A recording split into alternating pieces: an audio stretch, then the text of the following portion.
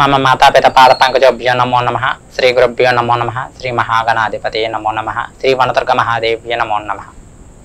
ఈరోజు మనం శ్రీ లలితా త్రిపుర సుందరి దేవి యొక్క ఆరాధనలో ప్రతిరోజు ఆరాధనలో వాడుకునేటువంటి దీపము, ధూపము, నైవేద్యం అనే అంశాల గురించి ఈరోజు మనం మాట్లాడుకుందాం. అమ్మవారికి ఈ 9 రోజులు ఒక్కొక్కరు ఒక్కొక్క విధానంలో అమ్మవారికి విశేషమైన నివేదనలు చేస్తూ ఉంటారు. అత్యంత విశేషంగా అమ్మవారికి నివేదించవలసింది ఏంటంటే అల్లం ముక్కలను సన్నగా తరిగి వాటిని నిమ్మరసంలో నానబెట్టుకోవాలి. గారెలు అంటే అమ్మవారు 9 ఆవరణల మీద ఉంటారు. ఇక్కడ గమనించుకోవాలి, అమ్మవారు మహారాజ్ఞిగా పూజలు అందుకుంటూ ఉన్నప్పుడు కుడివైపు మంత్రినీదేవి, ఎడమవైపు దండినీదేవి ఉంటారు. ముందుగా ప్రత్యంగర, అలాగే క్షేత్రపాలకుడు అయినటువంటి భైరవుడు కూడా ఉండడం జరుగుతుంది. వీరందరినీ కూడా దృష్టిలో ఉంచుకొని నివేదన మనం చేసుకోవాలి. 9 ఆవరణలకు ఉన్నటువంటి దేవతాగణాలకు ఒక్కొక్కరికి 2 చొప్పున, మంత్రిని, దండిని, ప్రత్యంగర ప్లస్ భైరవుడికి అంటే 4 + 9 13 మందికి 26 మినపగారెలు విత్ అల్లం నిమ్మరసంతో ఉంచినటువంటి అల్లం మొక్కలను అమ్మవారికి నివేదన చేయడం వల్ల విశేషమైనటువంటి ఫలితం దొక్కుతుంది. ఇంకా కోష్మాండాలు అంటే మనకు 2 రకాలైనటువంటి కోష్మాండాలు ఉంటాయి. ఒకటి కూర గుమ్మడికాయ, 2 శ్వేత కోష్మాండం అంటే బూడిద గుమ్మడికాయ. ఈ 2 కూడా అమ్మవారి బలి నివేదనార్థం వంచడం జరుగుతుంది. ఒకటి అమ్మవారి ఆరాధన చేసుకునే సందర్భంలో అమ్మవారికి కుడివైపున కూర గుమ్మడికాయ, ఎడమవైపు తెల్ల గుమ్మడికాయను పెట్టి ఈ 9 రోజులకి మనం పెట్టేటువంటి నివేదనలలోని ఏమైనా లోటుపాట్లు వస్తే వీటిని స్వీకరించి తల్లి అని చెప్పి ఈ 9 రోజులకి సరిపడే విధంగా ముందుగానే వాటిని ఏర్పాటు చేసుకోవాల్సి ఉంటుంది. దానివల్ల ఏంటంటే నివేదన సమయంలో ఏదైనా దోషం ఏర్పడినా కానీ ఆ దోషం ఈ కోష్మాండాల వద్ద నిర్మాల్యం అయిపోతుంది. తదుపరి అఖండ దీపం అనేది ఒక విశేషంగా చేస్తూ ఉంటారు. ఆరాధన చేసేటప్పుడు ఉదయకాలం దీపం ఉదయాన్నే వెలిగించుకోండి, సాయంకాలం దీపం సాయంకాలమే వెలిగించండి. అఖండ దీపం వెలిగించాలి అంటే అఖండ దీపానికి ప్రత్యేకించి ఒక సంకల్పం ఉంటుంది. ఎవరైతే ఆ సంకల్పంతో దీపారాధన చేస్తారో వారు మాత్రమే అఖండ దీపం అనేది వెలిగించుకోవాల్సి ఉంటుంది. ప్రతి ఒక్కరూ కూడా అఖండ దీపాన్ని వెలిగించడానికి ప్రాశస్త్యం ఇవ్వడానికి లేదు.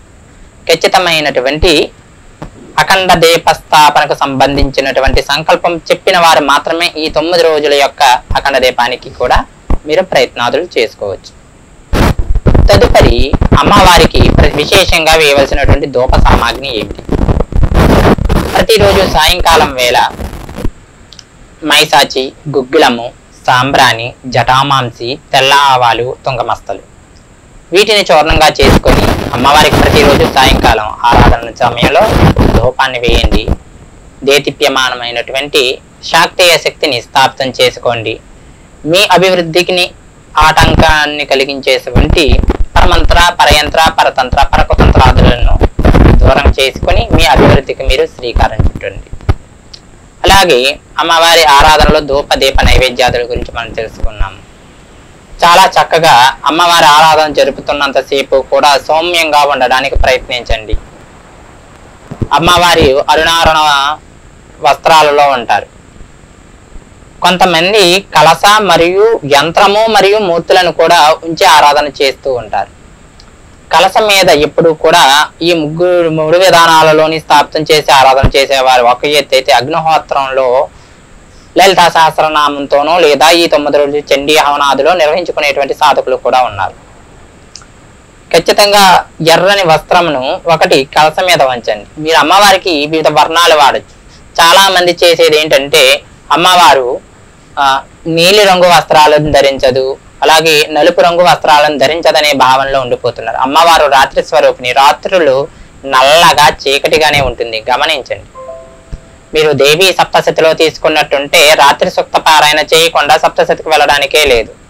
రాత్రి అంటే ప్రశాంతతకు నిలువెత్తు నిదర్శనం, అమ్మవారికి నిలువెత్తు నిదర్శనం.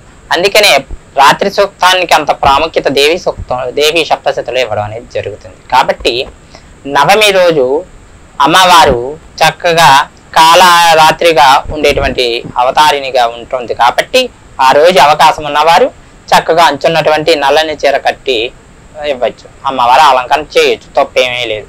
నీలిరంగు చీర కూడా వాడచ్చు, ఎందుకంటే పక్కన ఎడమ వైపు ఉన్నటువంటి వారాహీదేవి నీలిరంగు రూపంలో చక్కగా వెలుగుతూ ఉంటుంది.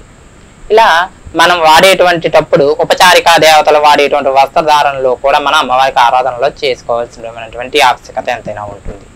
ఈ విధానంలో తెలిపినటువంటి సూక్ష్మ విధానాలలో ప్రతి ఒక్కరూ కూడా శ్రీ లలితా త్రిపుర సుందరి దేవి యొక్క నవరాత్రి మహోత్సవాలు నిర్వహించుకొని అమ్మవారి దయకు పాత్రలు కాగలని ఆకాంక్షిస్తూ మీ మహేష్. హరి ఓం. స్వస్తి.